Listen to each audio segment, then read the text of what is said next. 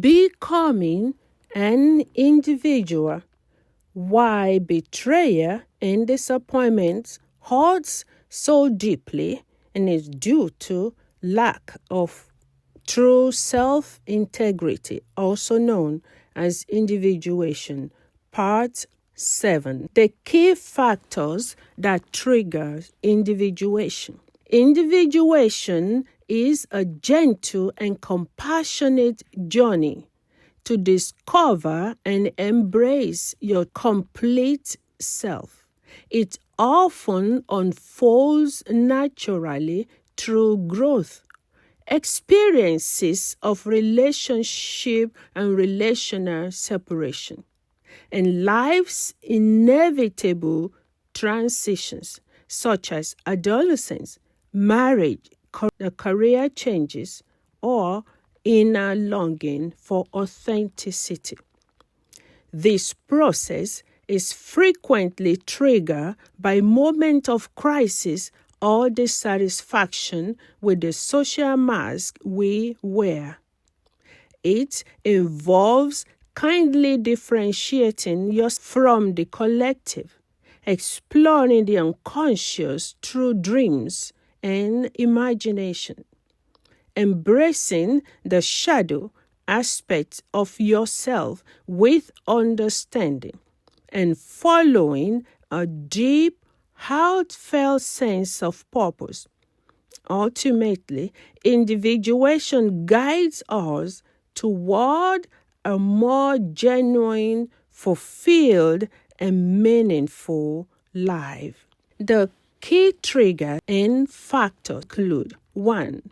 Natural maturation. Begin softly in infancy as a baby gently separates from their mother and continue through life, especially during adolescence, when teens naturally explore their independence, often accompanied by curiosity and a desire to understand themselves.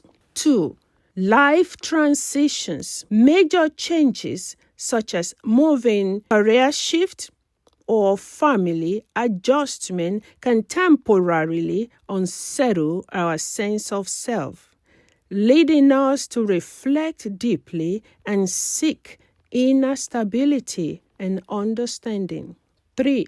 Inner dissatisfaction. Our sincere feeling that one's current life doesn't fully reflect who they are can inspire a heartfelt longing to shed social mask and discover genuine authenticity. You stop doing what you don't feel like doing. You stop masking yourself. You stop just being the provider and the giver when there is no replication or giving back. You stop pretending to be who you are not deep inside. You embrace the negative and the good part of yourself, knowing this is me, and learn to control and balance. Number 4. Crisis and challenges. Facing unchangeable circumstances or difficult situations can be profoundly challenging. Yet, these moments often encourage us to seek more profound meaning and growth beyond external expectation. If everything fails, you sit back and look for ways to bounce back. These are part of what crisis does. Some people are through the loss of loved one, grieving a job you cherished so much and being fired, or waiting for so long for recognition that never comes. Sickness is also, you are not able to do what you used to do, and some painful diagnosis. These are the point of triggers that makes you sit back and readjust your life, reassess yourself in order to focus on what really matters. Not performing for others' acceptance, you are performing for yourself. You are becoming your real, authentic self. The last one is the vocation and inner calling. An inner voice or purpose guiding us towards becoming our true selves can feel like a gentle but persistent nudge to embrace our unique path and life's true potential. I have always having the inclination to write, to speak my mind, to take my knowledge, my experience to support other people.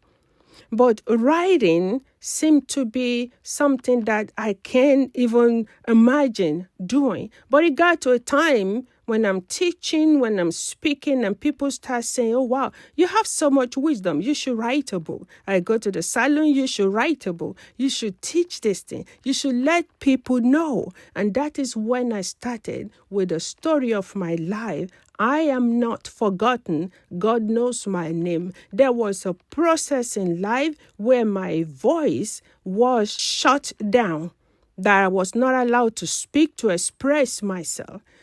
And that I went back to the place to realize what happened. I was not allowed to talk. I was serving. I was a maid. I tried to do everything in order not to be beaten or to be accepted. And that has been the point where my genuine self was buried. Unknowingly, I brought that to marriage, and it really created a drawback into myself.